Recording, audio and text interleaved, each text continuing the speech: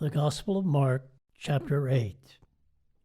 In those days, the multitude being very great, and having nothing to eat, Jesus called his disciples unto him, and saith unto them, I have compassion on the multitude, because they have now been with me 3 days, and have nothing to eat. And if I send them away fasting to their own houses, they will faint by the way, for divers by them came from far. And his disciples answered him, From whence can a man satisfy these men with bread here in the wilderness? And he asked them, How many loaves have ye? And they said, 7. And he commanded the people to sit down on the ground.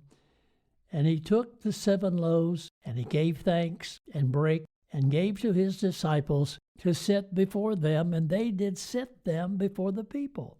And they had a few small fishes, and he blessed, and commanded to set them also before them. So they did eat, and were filled, and they took up of the broken meat that was left 7 baskets. And they that had eaten were about 4,000, and he sent them away.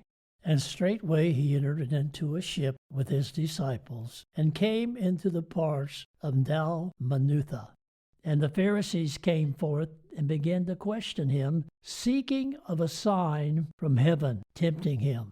And he sighed deeply in his spirit, and saith, Why does this generation seek after a sign?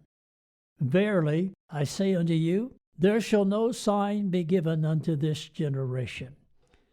And he left them, and entering into the ship again, departed to the other side.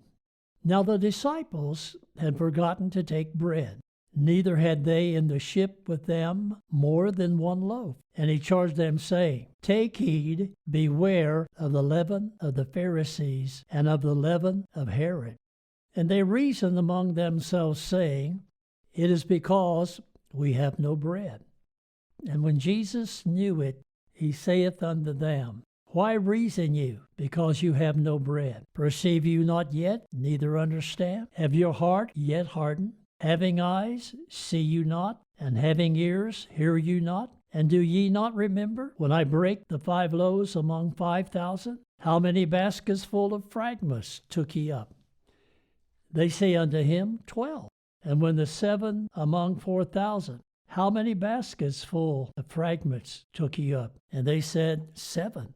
And he said unto them, How is it that you do not understand? And he cometh to Bethsaida, and they bring a blind man unto him, and besought him to touch him.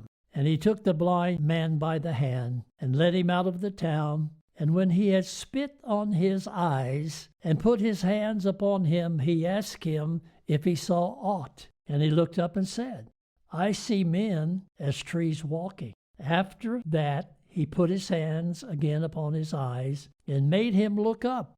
And he was restored, and saw every man clearly. And he sent him away to his house, saying, Neither go into the town, nor tell it to any in the town. And Jesus went out, and his disciples, into the towns of Caesarea Philippi. And by the way he asked his disciples, saying unto them, Whom do men say that I am? And they answered, John the Baptist. But some say Elias, and others, one of the prophets. And he saith unto them, But whom say ye that I am? And Peter answereth and saith unto him, Thou art the Christ. And he charged them that they should tell no man of him. And he began to teach them that the Son of Man must suffer many things, and be rejected of the elders and of the chief priests and scribes, and be killed, after 3 days rise again. And he spake that, saying openly. And Peter took him, and began to rebuke him. But when he had turned about and looked on his disciples, he rebuked Peter, saying, Get thee behind me, Satan, for thou savorest not the things that be of God, but the things that be of men. And when he had called the people unto him with his disciples also, he said unto them, Whosoever will come after me, let him deny himself, and take up his cross, and follow me. For whosoever will save his life shall lose it. But whosoever shall lose his life for my sake and the gospel's, the same shall save it. For what shall it profit a man, if he shall gain the whole world and lose his own soul? Or what shall a man give in exchange for his soul? Whosoever therefore shall be ashamed of me and of my word in this adulterous and sinful generation, of him also shall the Son of Man be ashamed, when he cometh in the glory of his Father with the holy angels.